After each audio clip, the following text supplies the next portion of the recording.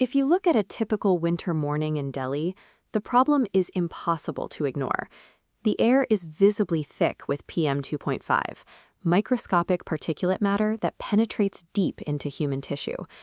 To escape that toxic outdoor haze, many of us attempt to turn our homes into impenetrable sanctuaries. We seal the windows tight and plug in an array of glowing wellness devices: Himalayan salt lamps, essential oil diffusers, and commercial ionizers. These gadgets make a living room feel more like a high-end spa, but they rely on a physical process that runs in the opposite direction of true air purification. This model demonstrates a basic rule of engineering. Think of your sealed room as a closed box. If that space is already filled with floating dust and pollution, you cannot clean it by pumping in more substances. You are simply increasing the total density and complexity inside. To protect our health, we need to look past the soothing marketing labels. We have to audit the exact physical and chemical outputs these popular machines are dumping into our breathing space. Let's start with the Himalayan salt lamp. The popular myth is that the heat from the bulb causes the salt to release negative ions, which then seek out and neutralize pollutants. In reality, a warm block of salt produces a negligible amount of ions. It possesses zero physical mechanism to pull microscopic PM 2.5 particles out of the air. Essential oil diffusers present a different issue.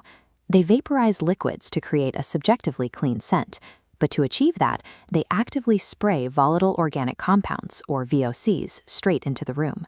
Once emitted, VOCs undergo chemical changes.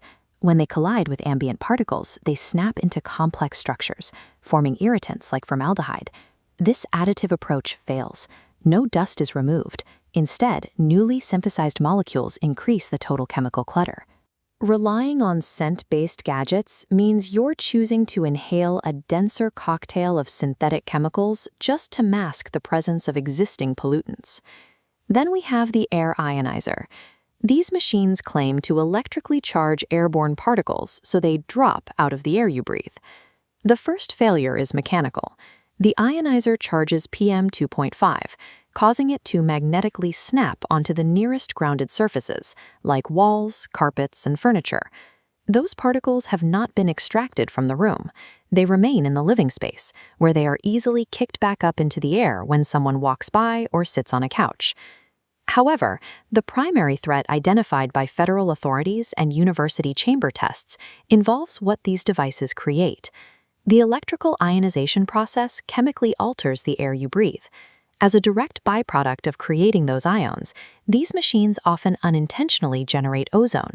Indoor ozone is a toxic gas.